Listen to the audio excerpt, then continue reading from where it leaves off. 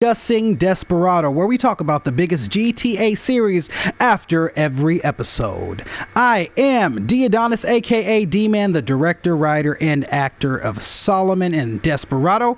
And here I have with me my special guest, Wild Boys MC. How's it going, guys? Great. Thank you guys for coming. I'm going to go down the line. With me right here to my immediate left is Smoke, Wild Boy Smoke.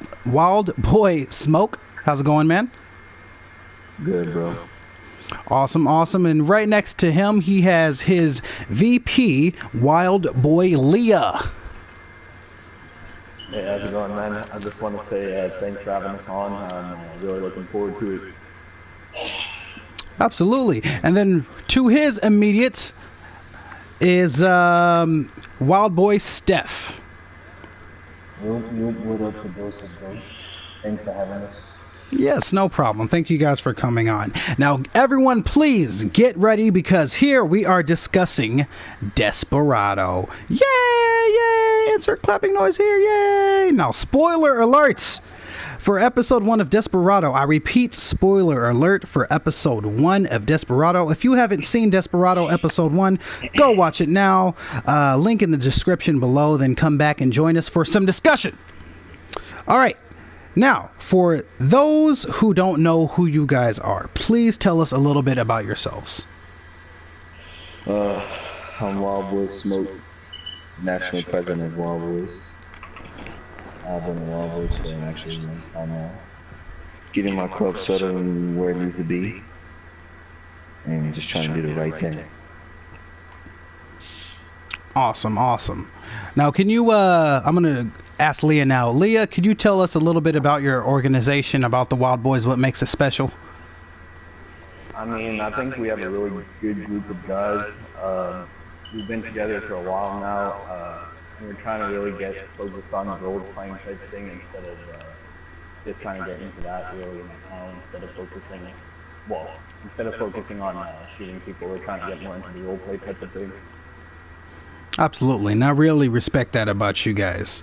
Now, moving on to the question about Desperado, because everyone has been talking about this show. I hear about it all the time.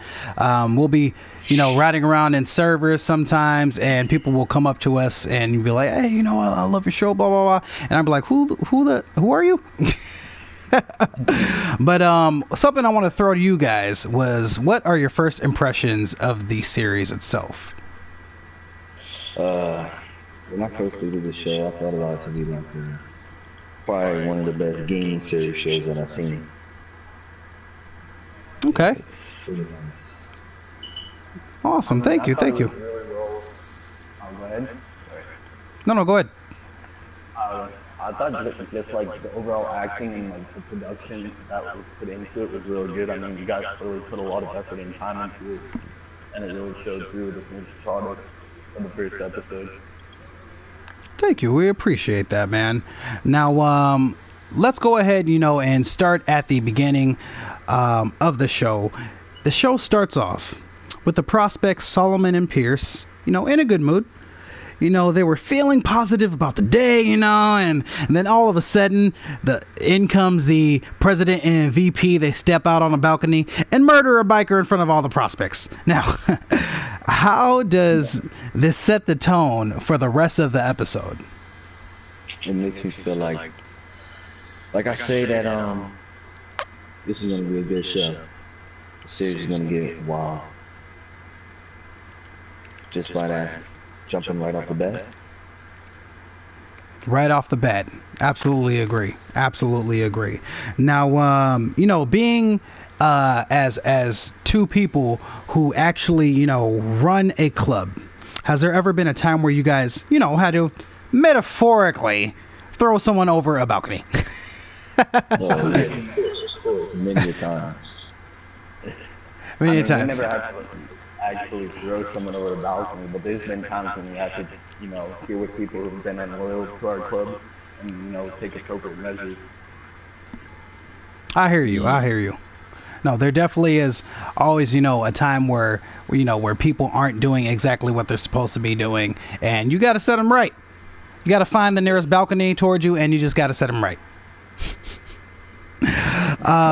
Now, in moving forward, in one of the next scenes that shows, in the meeting with the Venturi family mafia inside of the Lord of Wrath's clubhouse, I shot it in a particular way where there was minimal exposure of Armando's face.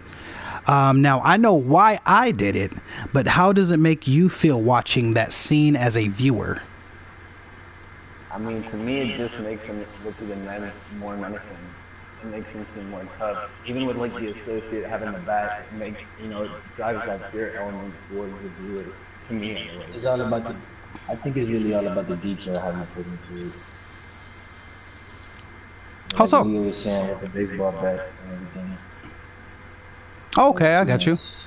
Thank you. I appreciate that, man. Now, the real reason, here's some insider stuff. The real reason why I made him talk like that was because the program that I use to record the mouths moving, I have to have a clear visual of their faces. And the actor who was playing Armando at the time was smoking, right? And while he was smoking, I wasn't thinking about that. He was smoking, and I was like, okay, that's cool. That adds, a little bit of character to the person. But I didn't realize I couldn't make his mouth move anymore. So I had to figure out, I was like, okay, oh shit, how can I shoot this scene without having to reshoot it all over again? How can I keep working with this scene? And I was like, okay, well, let me do it this way. Because, it'll make him more menacing. It'll make him look more, evil. That, I'm avoiding looking into his eyes. So it's almost like the audience is avoiding looking into his eyes. It give it a real intimidating feeling. Exactly. I like that. So yeah, definitely. Now, after the prospects and the chairman of the Lords of Wrath find, themselves trying to devise a plan, they inadvertently come up with the same plan that sees them comedically attacking each other. How did you feel about that scenario? It was actually very hilarious. You think so? Why is that? Because the background seemed like them both doing the same exact thing, who would have thought that they'd end up doing that. So it was kind of unexpected. Yeah. Exactly how it came to be. Now, what about you, Steph? How did you feel about that scenario specifically of two sides kind of feuding over going for the same goal, not knowing that they were potentially on the same side? I think they both seen the good that can come out of it, and then they figured out it'll be better, doing it together. I think they figured out where it's like they both know what's best for each of their sides. I guess it's kind of hard to explain what I want to say, but I think they was thinking the same, knowing that if they both was to go for it, it'd turn out good for them. So that's why they thought the same. Yeah, just to go off what Steph was saying, it's basically like the prospects are trying to prove themselves, and then the president's basically doing what he thinks is best for the club in order to get things back. Yeah, like that, right. Unclear. Exactly. Now, all of the club's motivations, right, going off of what you were saying, were to either move up in the club or just to keep their head afloat, right?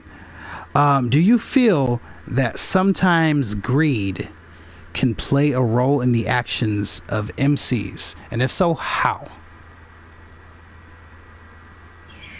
I got this one. I think greed can play a huge role in MC. Is that Steph talking right now? Yeah, it is. Okay. I feel greed can take a huge role just because it's like when a certain person get into a position, they try to like go overboard with certain things and different things like that. So they abuse their power. Like a lot of people, if they don't know how to lead and do a certain position right, they can abuse their power and like take too much just for themselves and not looking out for the whole club and stuff like that. I agree. That was very wisely put. Very wisely put. Yeah, no problem, man. Now moving on, right? The FIB. the FI motherfucking B, the GTA equivalent of the Federal Bureau of Investigation, right? Introduced Nicholas Williams and his smart aleck new partner, Derek Waters. How did you feel about how these characters were introduced? To remind you, it was the scene where someone is having their speech. Nicholas Williams is giving a presentation about bikers, about MCs, and then he's interrupted by Derek, who cracks wise with a joke. Honestly, what I got from that is like a representation of different generations. Like Nicholas represents like the type of Gen X, like who's been through the experiences and learned from the experiences. And then Derek's basically like a millennial who like thinks he knows everything, you know, without having to go through the experiences to figure it out. He's That's all what I got from it. He's all looking at his phone during the presentation, and he's like, what the fuck? This, Yeah, they're just interrupting my Fruit Ninja. You're interrupting my Fruit Ninja. Oh my God. No. I meant like he was on his phone saying you're interrupting. But yes, okay. What about the scenario where he starts reprimanding him by getting into his story of what happened to him in his past in MC? How did that? It really represents the dangers, you know, because that happens in real life too, right? Type thing. Going undercover could be a really dangerous thing, so it really represents that. Is what I found. Oh, absolutely. No, absolutely. Now, when we ended up leaving Nicholas and Derek, they board the Venturi family's mafia boat, and they help arrest the Lords of Wrath. All right, and this was at the very ending of the show. How do you think that will play a role in the upcoming episode, which is, if you're watching this live, that comes out tomorrow? I feel like it's a good cliffhanger. So, we'll be sure to have the same viewers next video. Absolutely. So you think that is a good cliffhanger? Yeah. Okay. Oh, go ahead. I was gonna say, do you think that, like, how do you think them being arrested will play out in the next episode specifically? Any predictions? I mean, I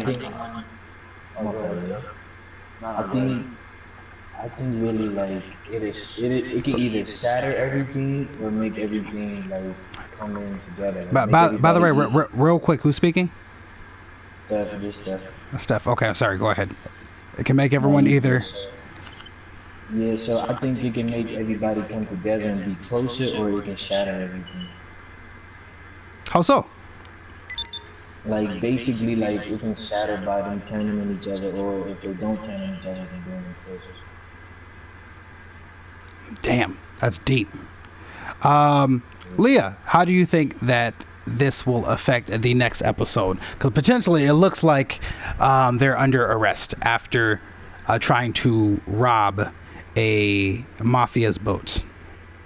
I mean, to me, it seemed like the Prez of MC and Nicholas had like a past history type of thing. Something. I think like that will play into the next episode. That's just my prediction, though. I could be wrong, but that's what I got from the last scene. Okay, I would say that's a good prediction. And finally, Smoke. Do you have any predictions for the next episode? To be honest, I do not. Okay, no problem. All right, now it's time for our last segment, which is Notes from Doritos. Doritos are what we call Desperado fans here at Discussing Desperado, but let's see what Doritos Nation has to say. The topic was Episode 1. This one is from STMC_Lucifer_420. What locations did you use? I've seen a lot of open interiors. So to answer that question, some of the interiors we used the inside of what is it called? The paint and spray? What is that called? It's not called paint and spray. Paint and spray is what it was called. Yes, the mod shop. Yes, so we use like the inside of the mod shop that represents the inside of the Lords of Wrath clubhouse. We use a low end clubhouse interior for them sitting down at the table.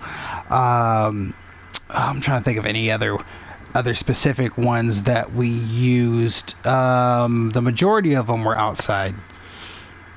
For the most part. And then we used the underground bunker, I believe it was, for the presentation Nicholas was doing to everybody.